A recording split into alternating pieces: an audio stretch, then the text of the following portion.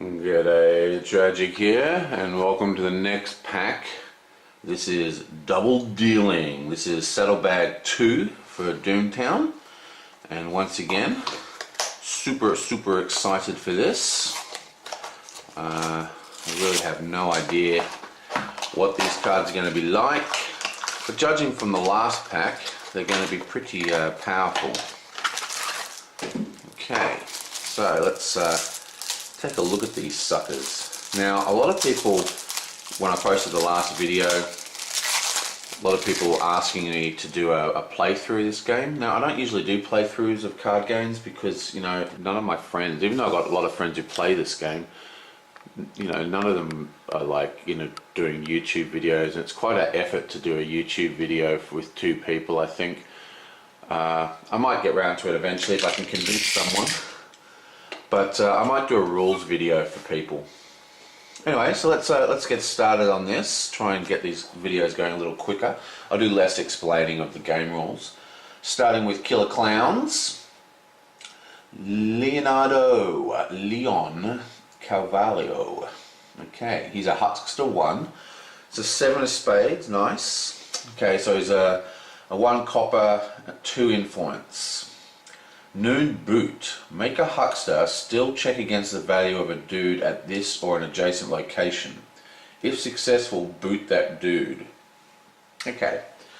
So a skills check is basically using the huckster 1. It just means that you do a pull, add 1 to it, and if it beats the value, which is the number up in the top, okay, then it will boot him. That's a pretty cool ability.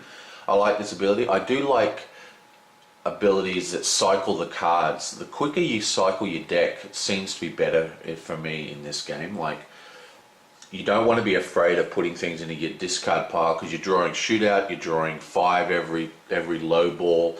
It's very quick to get your deck around. So you're going to see a lot of really cool cards that you want to actually get onto the table, go into your discard pile. So the quicker you can feed that discard pile, the quicker you can get it back into your draw deck. So I quite like this card. Booting dudes, as I was saying in the last video, is a hugely powerful effect because actual movement is one of the strongest effects in this game.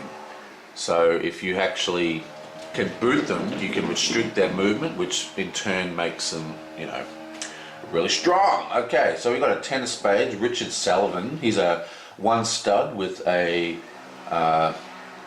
1 influence. Noon boot. If Richards is out of town, pull.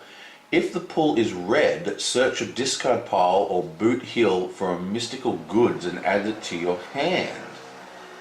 Interesting. That's quite a...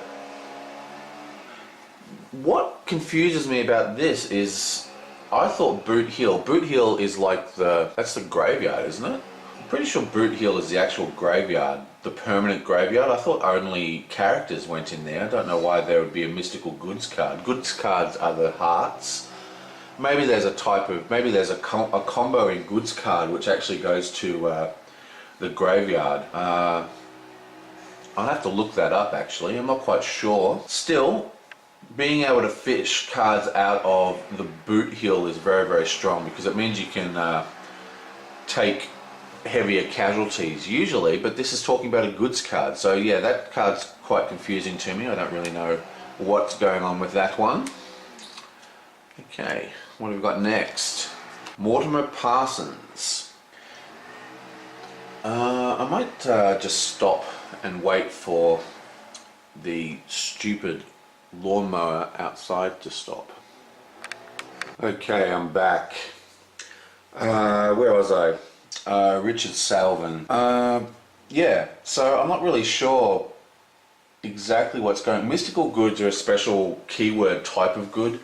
Maybe some of them get discarded. We'll have a look. There's probably going to be some mystical goods in this deck somewhere, so we'll see then. One thing I did notice during the break was, I didn't mention it before, this is a 1 stud, 1 influence, 0 upkeep, which makes this guy a pretty good starting character for 4th ring, because they can, you know, put him on the table, you get that stud out, and you know he's ready to go. That's pretty cool. His ability, I think, is a little weak though, but still. Anyway, let's go. Let's go on to Mortimer Parsons. He is Law Dog. He's a 2-stud, 2 influence, so he's a 5 cost with 1 upkeep. If Mortimer is in your posse when you reveal an illegal draw hand, send him home booted and reduce his influence to 0 until after sundown. If you have no other dudes in your posse, the shootout immediately ends. Huh, that's interesting. So that's Mad Scientist 0. Yeah, here's an interesting card. I'm not quite sure what the advantages of this guy is. I mean, obviously you're not going to be playing cheating hands, but or maybe you'd like to play cheating hands, have a way for him to quickly get out of situations, get back to base where he can construct more gadgets, come in, drop them off to people, and then get out of town again. I don't know, he's interesting. I mean, he does have 2 stud, but if he's going to be sent back to base all the time, I don't know. It's an interesting card. This one seems a little strange to me. I mean, I don't like to play cheating hands at all, usually, because there's very, very powerful cheating effects. What's interesting though is that this isn't, I don't know, this is a weird timing thing. It doesn't have shootout play or anything like that, so I'm not quite sure where in the timing structure where this happens. Do they get to do their shootout before, you know, their post shootout stuff before, or does it happen? I don't know. Interesting.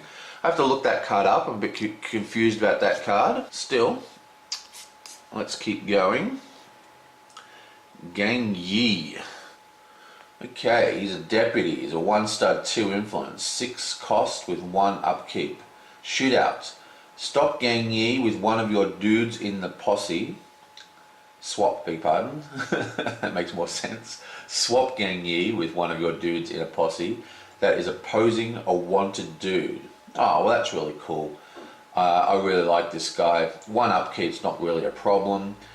He might be a very good one to get out early. He does have 2 influence, which is good, so he can go and he can nick off with those early locations, and he can basically sit controlling those locations, and he can swap in to add his stud to any kind of combat, pretty much. And as I've kept saying, one of the effects that I find extremely strong in this game is the ability to be mobile. So any kind of effect that aids in mobility, I always like. Okay, Tallulah Lula Morgan. Okay, wow, 3 influence, that's insane. So that's one draw and 3 influence. That's 2 upkeep though. Noon Boot, pay 1 Ghost Rock. I don't like paid Ghost Rock abilities. Gain Ghost Rock equal to the production of a deed you control but do not own. Okay, that's actually pretty interesting. Gain Ghost Rock. It would be better if it came out of your opponent's stash, but I think, I don't know, you're probably looking at maybe gaining one Ghost Rock every time you activate this ability, but it is required to actually boot. But, you know, she has 3 influence, so she can just sit back in town. Makes it harder for the other opponent to win with their control. She's another kind of what I consider a bit of a defensive card. Yeah, I actually quite like this. I think this is actually a pretty decent card. One of the things that I think is very strong in this game is what I call delaying of action. And this is a great card for that. You get a Ghost Rock, you get to see what their next deployment is going to be, without actually committing yourself to any kind of movements. Wait, that's the same card. Why am I looking at that? I want to look at the next card. Okay, so this one is Dr. Emmanuel Ashbel. Okay, so he is a 1 draw 3 influence. Wow, and he's a Morgan Cattle Company. React. When a dude is aced, pull. If the pull is higher than the dude's value, discard him instead. Well, that's a pretty amazingly good card, I think. What's great about this is that he does not have to actually be at the location of the shootout. He's just got to be somewhere on the board. Now, thing is, there's actually some very, very powerful low cards. This could be used really well in a very aggressive deck with high stud dudes that are just charging into combat. You know, you can soak up 2 wounds a go. You have a fairly decent chance of you know, getting their pull. The problem with the actual ability here is that if you want to have an aggressive deck like that, you're going to need a number of dudes. But the more dudes you have, and the lower those dudes' values, the less likely the pull's going to come off. So it's quite an interesting choices in deck building here. I would say maybe mix in with some spells, or maybe even a high value goods cards might be the way to go. He's definitely one that I'm quite attracted to right now, and I think I would like to have an experiment with him, because I think he's pretty cool. Because I like playing, because one of the things about this game is that it's not an aggressively heavy combat game. I mean, there is combat in it, obviously, with all the shootouts and, you know, doing the jobs and everything, but you want to pick your battles very, very easily, you know, very, very carefully, I should say. So if you can, some of the aggressive decks that force combat, are just constantly combating, are very hard to deal with, especially for new players, because they overcommit to these battles. This guy is going to allow for more combat at less of a cost, and I think that's going to be very, very strong, especially for you know, the simpler kind of decks. Okay, so what's next? Woohoo! Angelina Espinonia, or whatever, this girl. She's a 2 stud, 0 influence. She's a 3 with a 1 upkeep. Excellent. I like nice cheap cards like this. Angelia joins a posse at an adjacent location without moving or booting. Wow, that's awesome. You can see why she doesn't have any influence. But yeah, you might want to, there are ways to boost influence on characters, but yeah, I mean, she's just an all-round awesome card. She's only 3 to get on the table. She's got 2 stud, and she has an ability to negate movement, which, as I keep saying, is one of my most favourite abilities to have in this game, is to increase your movement abilities. Yeah, so very, very strong card. And what's so great is that she doesn't boot. Yeah, that's very, talking about aggressive decks, there's an aggressive card for you. Awesome. Okay, another huckster, Josie Morales.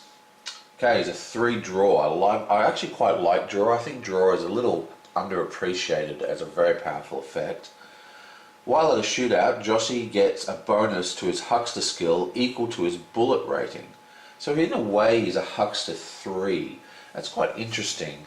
Now, there are a number of huckster abilities that you can play during shootout, but not as many as you'd really think. I don't know.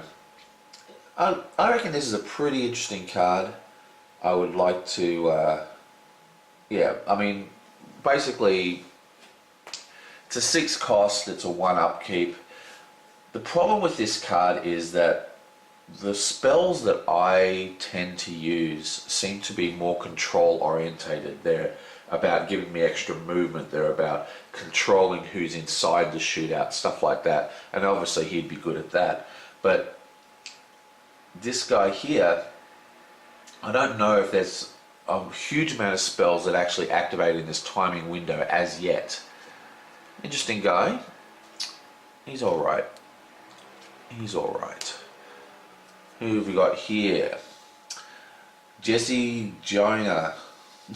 Gina Tail Feathers. Grifter. Okay. Now, this is the first Grifter. Now, Grifters are interesting cards. They basically, you can only have them in your, you can only have one in your starting posse, and they have a start of the game effect. It's kind of like, basically this game doesn't have a mulligan, but instead they put the mulligan on a card called Travis Moon, who is a Grifter, and that's why they invented this type of card, Grifter. I think it's a really fantastic idea. So that action window, the mulligan becomes basically an action window. And this is the first one that I've noticed, which is actually a different type of Grifter. Now, you can only have one in your starting posse at any given game, so you have to make the choice of what you want that action window to be used for. Do you want a mulligan? Do you want to do this, which is, at the start of this game, discard 2 cards from your play hand to draw 2 cards. Interesting. So basically, it's similar to a mulligan, but the difference is that it's not a full mulligan. So if you've got a better card, a better draw chance, so you've designed your decks to have better low balling, or you've designed it to have better whatever, this could aid it, just get a couple more cards. I'm not sure this is better than the mulligan though. I think I just go straight for the mulligan. They've got the same bullet ratings if I remember correctly. Yeah, the difference I guess is that you get to draw an extra card basically. You get to discard 2 and get to discard 1 and draw 2. Yeah, I'm not convinced that this is actually better than a full mulligan, but I'll definitely start playing with her and see how it goes. Definitely give her a go, I mean, why not? And it's also going to open up deck building, because I play this game rather casually, unlike some of the LCGs I play, where I make decks specifically for given events. I might make some sort of semi-permanent decks with this, and having other grifters is really going to aid that. Harrowed. If you reveal a legal draw hand, Mario cannot be chosen as a casualty unless you lose this shootout by 3 or more ranks. Okay, that's extremely powerful. So what does that really mean? I guess he could just be aggressive by himself. So if he's the only person in the posse and you don't lose by 3, then he cannot be selected at all for casualty. That's pretty powerful. So he'd need gear to give him a bit more extra stud, boost his stud rating, but he could be a very, very scary card because you wouldn't be able to take him out. The problem with having single people in posses though is that there is a number of effects that can be cast on him, during the shootout plays, like Sun in Her Eyes or whatever, which reduces your bullet value by 3 or 2 or whatever, which could make him quite easily lose by the requested 3 ranks. Interesting card. I like this card. I think this card's very worth a try. You'll note that these cards are all neutral. Yeah, Mario Crane. I think this is pretty cool. I quite like this ability, this Harrowed ability. Interesting. Okay, let's keep going. And what have we got now? Alright, so that's the end of the characters. Definitely the characters weren't nearly as interesting this time around. I quite like Josie. I really liked Angelina. I think she was boss. And Dr. Emmanuel. They're definitely my 2 favourite characters out of that pack so far. Interesting. Oh, and Gang Yang actually was pretty good with the movement ability. Yeah, so there's some pretty interesting cards in here for the characters. What have we got now? Hustings. Okay, it's a public government location. It's got 2 Ghost Rock per turn. All dudes not controlled by this dude's controller have -1 influence while unbooted at home. Wow. That's insanely powerful. This is going to make the Hustings quite a contested location. I mean, it's got 2 Ghost Rock to make people want to go there and control it. Plus, it's minusing the influence of everybody. So it drastically affects how easy it is to win the game for the control of this location. That is just a boss location. Extremely good. Love it. I love it. It's a 3 of diamonds though. Okay, what else have we got? The 9. This one has got 1 control. It's also got a control. That's such a good location. Surveyor's Office. It's private. What you'll note is, see how this is public? That means that you don't get wanted bounties for fighting at the political stage here, which is very, very cool. So it's really going to encourage combat. Anyway, but this place here is a private. This deed is considered adjacent to all out-of-town deeds. Excellent. I've been talking with a mate about how I knew a card like this was coming, because the out-of-town locations can be quite cumbersome to get around, and my mate's got a deck which has a huge amount of out-of-town locations, because they're in a way they're more trouble than they're worth to go to, because it's so retards you. But But yeah, this is a fantastic deed for that. Control a new boot. Move a dude from this location to an adjacent location. I mean, that's fantastic. So you can even move to these locations, these out-of-town locations now without booting. That's a fantastic card. Love it. Absolutely love it. Okay, so these are pretty good locations so far. What have we got here? The Bard Build and Loan. It's a private. Control a noon boot. Play a deed as shopping, reducing its cost by 2 Ghost Rock. Okay, interesting. Reducing the Ghost Rock of deeds is always a good thing. Not quite sure why it's called a loan. You don't have to pay it back or anything, do you? No. Yeah, it's good. Gives you +1. It's quite a high value too, which is good for, it's like a 10, which is good for the kind of decks that I'm currently playing. So yeah, that's a great one. Getting deeds out and getting deeds out cheaper is very, very good, especially for some of the high draw decks, you know, high value draw decks like the Huckster decks and stuff like that. So that's very, very strong. You can combo, yeah, I don't know. I don't think you're going to actually combo that with the Morgan ability, but still, this gives a similar ability to the Morgan ability, which allows you to tap a character for their influence as a reduction to the cost. The difference is that this doesn't require booting an actual character, which is pretty strong. Okay, the ballot counter. Okay, this has got a question mark over its influence, which is weird. We are out of the locations. This is now a goods card because it's a heart. It's a gadget, difficulty 3. This dude gets an influence bonus equal to the number of influence counters on this card. Discard all influence counters on this card at the end of the upkeep phase.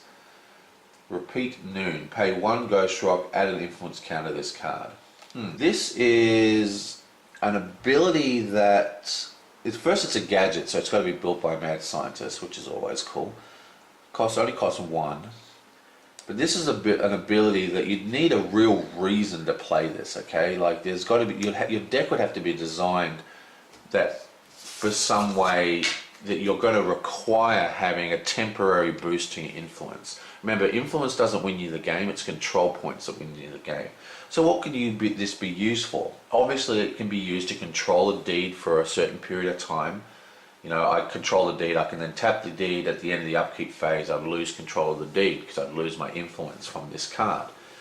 So what you'd really be looking for is cards that trigger off having high influence. And there's quite a number of cards that can do that. So yeah, the problem is it's a sink, it's a money sink. Every time you want to use the card for that ability, you have to pay the cost. And unless you've got money coming out your ears, that's going to add up quickly. I can't see off the top of my head a huge use for this card, but this is what I call a combo enabler. This is the kind of card that enables very, very powerful combos to exist in the future, or if maybe even around now. I just don't know the card pool well enough, but I'm almost certain that a card will come out that's going to use your influence as some kind of powering behind your card ability, and then in turn this would be able to power that other card even stronger. And I think I think this card is going to be one to watch for the future. Let's see what else we got here. Holy Wheel Gun, Right Hand of God, hey? It's a +2. Okay, this is actually quite an interesting and a bit of a confusing rule. See how this is +2 copper? So it says +2 draw, right? But if you put this on a stud, like someone who's got a silver bullet, it actually is +2 silver bullets. It sort of increases the bullet count, not the bullet count by the color, which is very confusing, but that's the way it is. There's a mystical weapon. So this is one of the ones that can be gotten out of the graveyard, out of the boot hill or whatever the hell they call it, by good old, whatever his name is, what was it? Richard Salvin or whatever. The guy who can pull mystical cards out of Boot Hill, or the discard pile for that matter. Okay, so what have we got here? Shootout, boot. Choose an opposing dude. Remember, you boot the card, not the dude. That dude gets -1 bullet. If that dude is an abomination, they must be chosen as the first casualty. Okay, so that's interesting. Reducing bullet counts is always strong. Forcing casualty targets is also strong. I like this. I mean, this is a good card. There's not a lot of bad things going on in this card, especially if you put it on the right character. You know, you're getting like 5 stud or something, because there's some 3 stud characters that are quite popular in the game at the moment. Yeah, but I think the thing about this card is that there are some other extremely strong pistols and stuff that, you know, probably would be better than a -1. What's great about this is that unlike most of the bullet reduction cards, it's not an event that you have to play. It's a permanent effect. You can just tap whenever you want to do it. I think that's very, very strong. Okay, what do we got next? A stone idol. It's another mystical. Okay, noon shootout boot. Give a dude a -3 value. Okay, to a minimum of 1. We've seen a number of cards trigger off the value. The value is the number up the top here. So this is a value of 6, for example. This has a value of 9. So yeah, again, this is similar to that other card, and this is a combo enabler. This allows target spells to hit more cards easier, which is always a good thing, but it depends upon the power of the spells that you are targeting value cards for. Like this card, like say I have a card that I can target people based on their value, and it does something, whatever that is. Now, what this card means is that I can cast that card easier, but the power of this card is directly into relation with whether the card that I'm using to target the values is worth casting at all.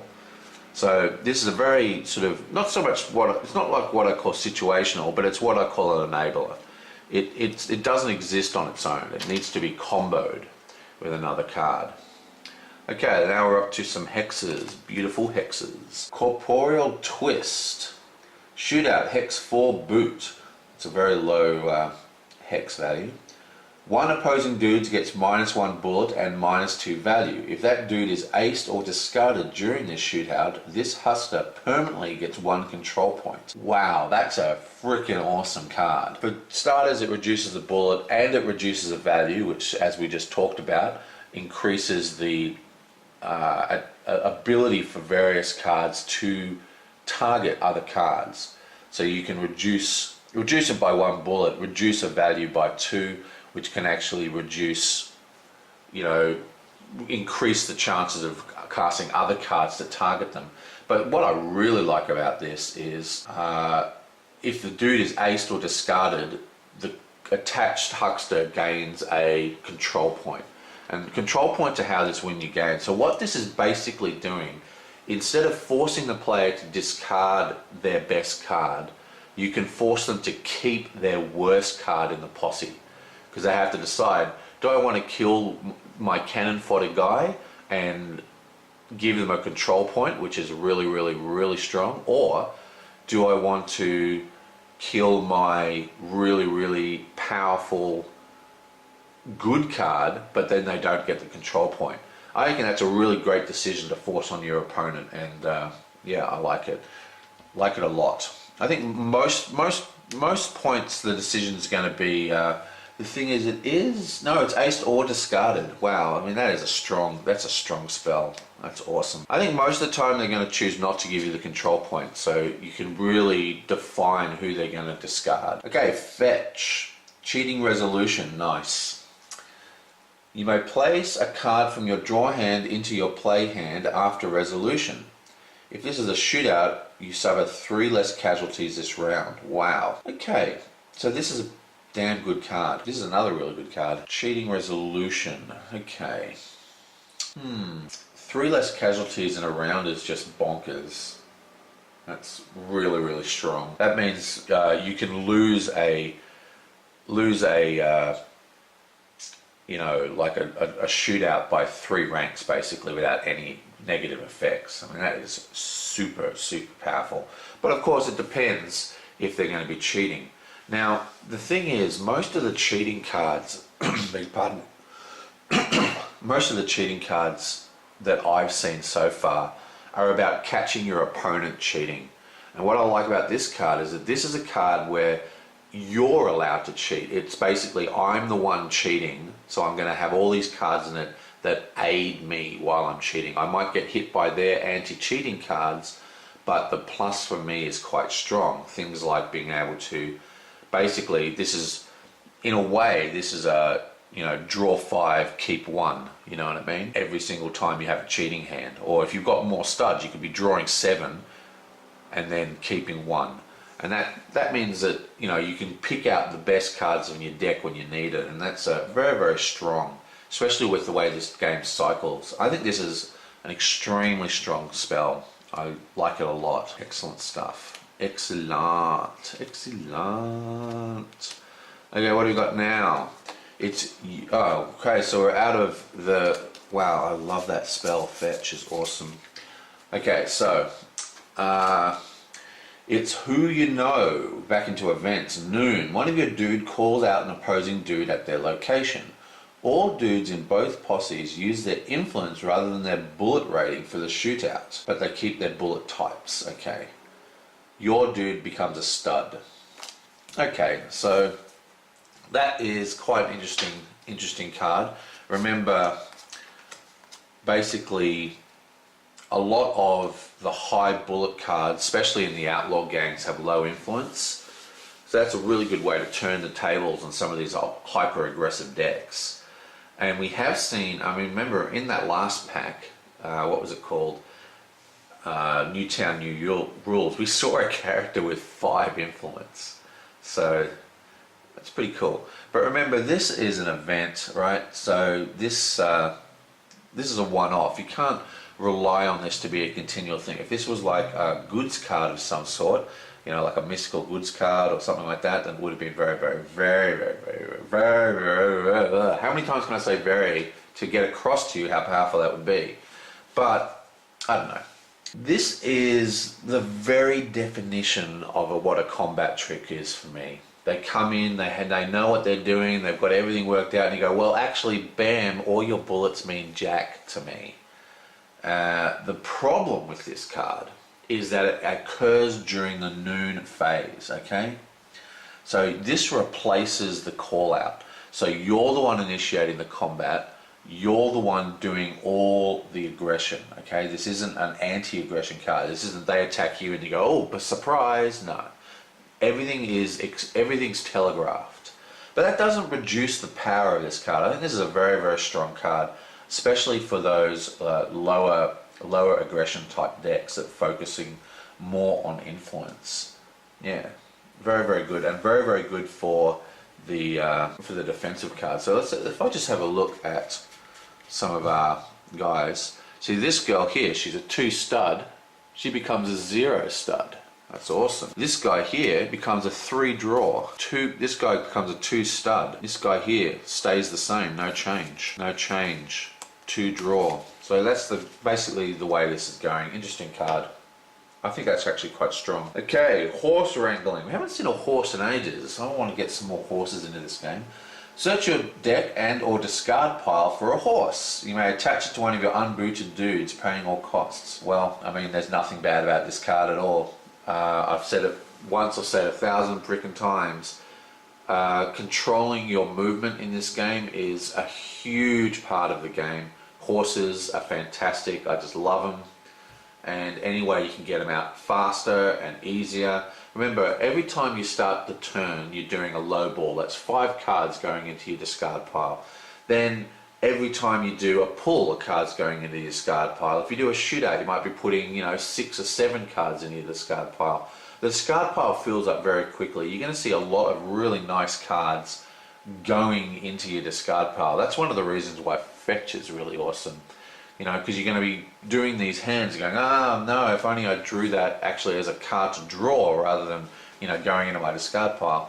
So this is just going to make, you know, getting your horses out so much smoother, so much easier, and in general, just because of the way movement works, having horses is just a damn fine thing. Okay, and this is the last card of the pack. It's not what you know. Okay, resolution. Resolution means that after the draw hands are, reviewed, you've done all your fiddling with them, you then resolve them. And then there's an action window that allows you to do plays with the keyword resolution. Now these happen right at the end. Okay, so there's resolution and cheating resolution. And what's great about this card actually is it's got both. So no matter what's happening with the hands, you get to play it. Resolution, lower the player's draw hand by 1 rank. That's very, very strong. Cheating resolution, lower it by 4 ranks. Wow, that's insane. So that's what I was kind of saying. Like, there's no real reason to, at the moment, to force yourself to have cheating hands. You want to catch your opponent. I mean, cheating hands can sometimes do some very, very strong things, but I think eventually there's going to be decks that are going to be all about just cheat, and they're going to be strong enough to be able to handle things. But I mean, a single card like that lowers your cheating resolution by 4 ranks, I mean, that just completely decimates. I mean, that is ridiculous. So even if you are 100, even if you're dead even, you're looking at two actual boot heals if you're even rank. I mean, very, very, very, very strong. Very, very, very strong. But of course, cheating hands tend to be quite high ranks, which is, because they're cheats. Anyway, so that is double dealing, and yeah, that's the last of my Doomtown packs for a while. I will see you guys next time.